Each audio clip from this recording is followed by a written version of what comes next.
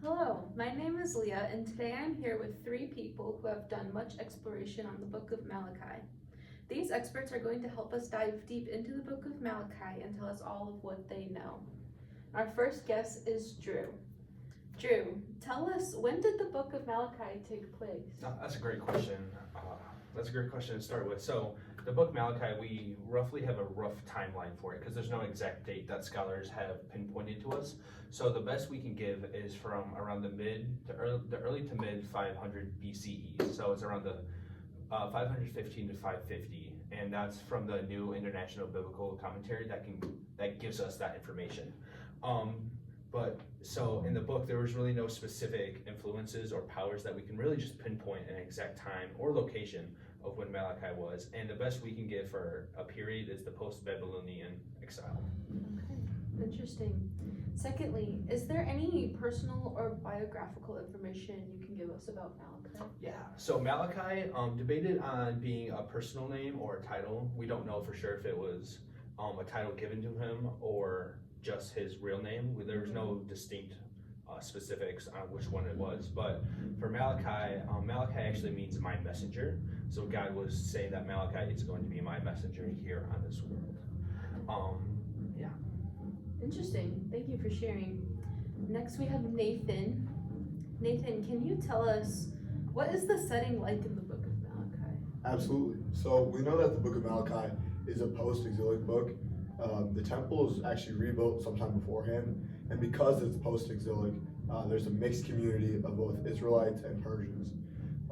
We also can see a long-existing spiritual decline, and that is demonstrated through like the fates of the priests and the people already being deteriorated, which Malachi discusses during the book. And because Israel's under Persian rule at the time, the Persian Empire has vast power and influence throughout the ancient Near Eastern Empire. And as Malachi highlights in his book, Israelites were expected to offer fitting sacrifices to Persian governors. And even though the temple is just rebuilt, Jerusalem is pretty much still destroyed in this book. Thank you. And now we have Elise.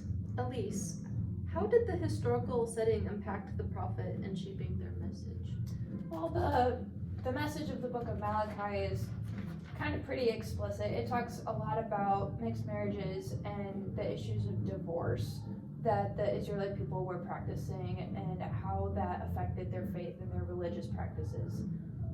Mainly because in that time, in that context, the Babylonian and Persian culture and setting at that time was influencing them enough to kind of disgrace their own faith in their God. They were prepared to serve God with sacrifices that they wouldn't even dare offer to the governor of the area at that time.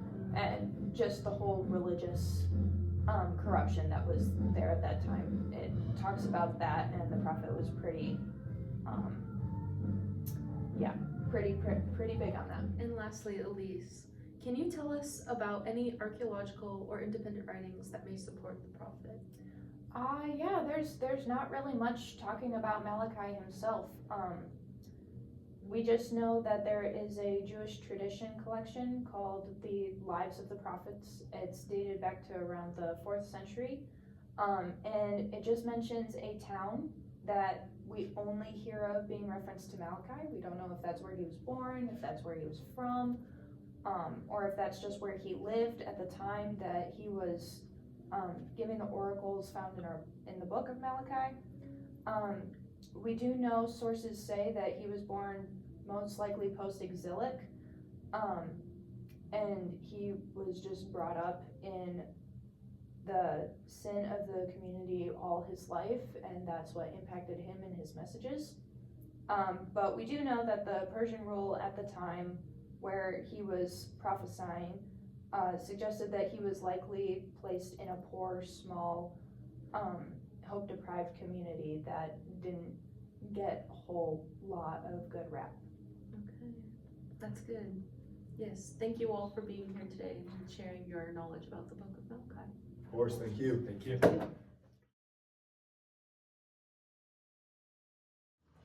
Welcome back. Today we are here back with Drew, Nathan, and Elise, our experts on the book of Malachi. Welcome back, you guys, and thank you for being flexible with us as we are renovating our previous studio.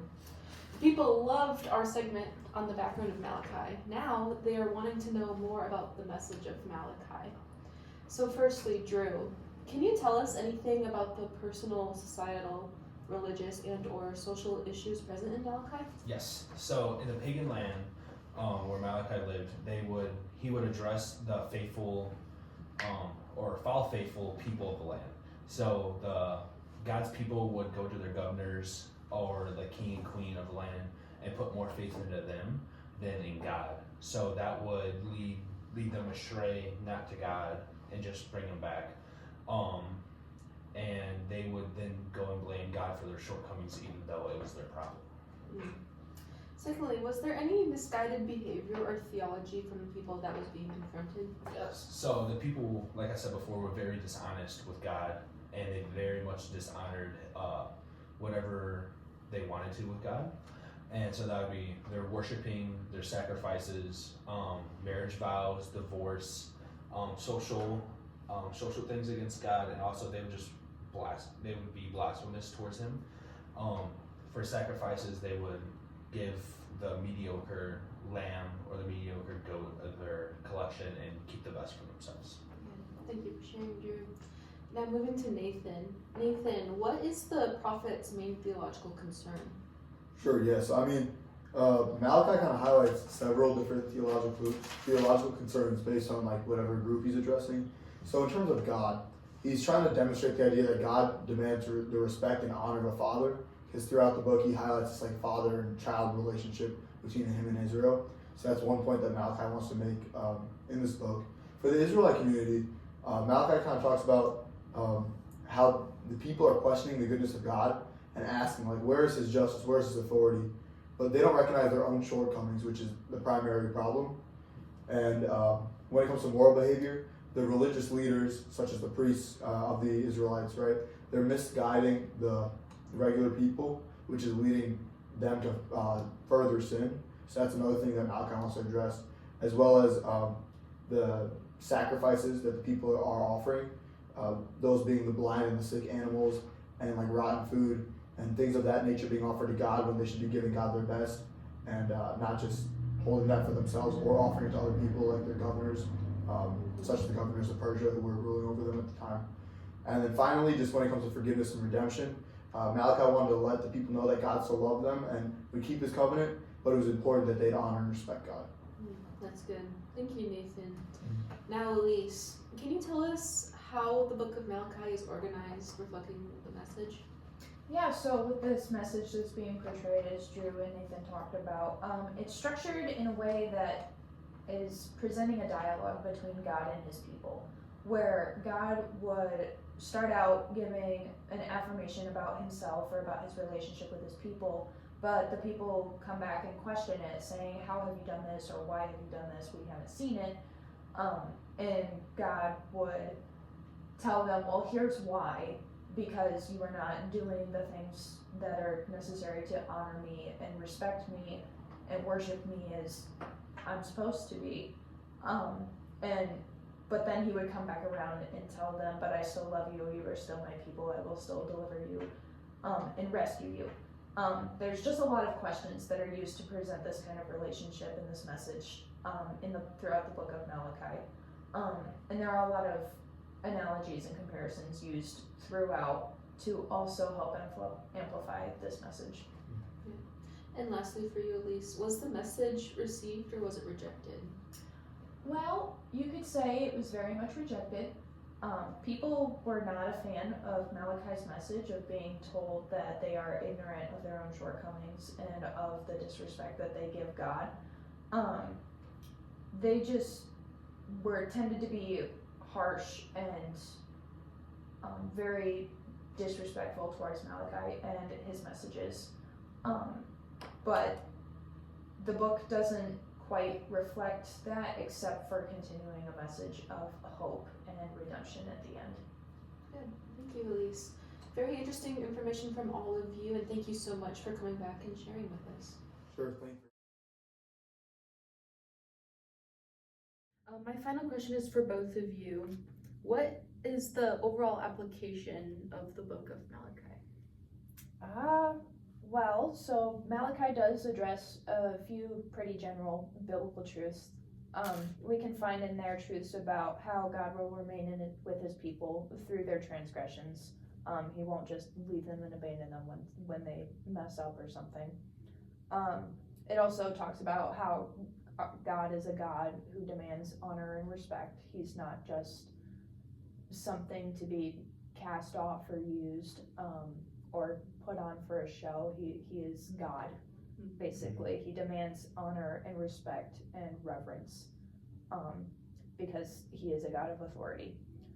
And it also talks about how giving honor to pagan leaders and people who are created beings before honoring God is an action that will be punished because God is not getting that honor and respect that is due him, and we are treating people as more important than he is. So it does discuss that. It also discusses how to honor worship sites and the covenant that God has established with his people. Just that tradition and that respect for what God is doing for his people is also shown in there.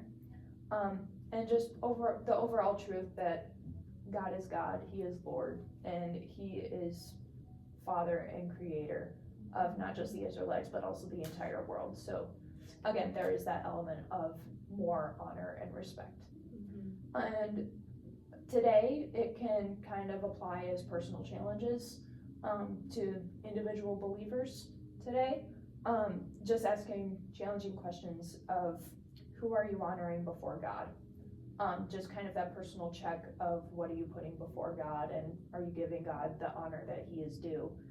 And also when it comes to worship and just those traditions, it just makes one think about the contributions, if they're sufficient for God. Not meaning are they enough, but are they what God deserves? Are you bringing everything before God, or just what you think is convenient, and then giving more to others? And also, are you giving others, meaning people in creation, the respect that they deserve too, as creations that God made? And especially with people being the image of God, there's that respect that we see in the importance of marriage that's highlighted throughout Malachi. And also, we can also challenge ourselves with asking if we disgrace God's name by spreading falsehoods, by saying things about God that are not true, or lying to people about how they should treat God in church or in personal Bible study or anything. We can find all sorts of challenges that we can apply to ourselves today. And also there's a lot more that can also apply not just to the individual, but communities and churches as well. Yeah, I mean, I think Elise hit the nail on the head with all the individual challenges.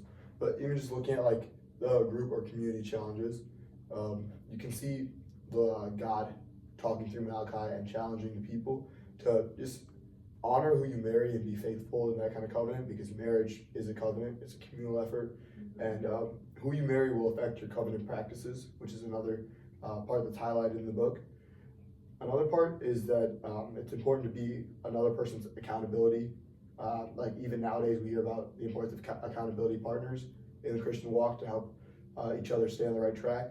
The same concept is being applied in the book of Malachi, and to call out like hypocritical behavior you see because it could have detrimental effects in the future, and serve each other well and don't mislead. And going off that misleading part, there's a challenge here to the church leadership for sure, where it's being careful to revere God and deliver the word faithfully, because you're very responsible for others. We see that highlighted in chapter 2, 1-9, where Malachi is calling out the priests for their unfaithful behavior and how that's impacting the people.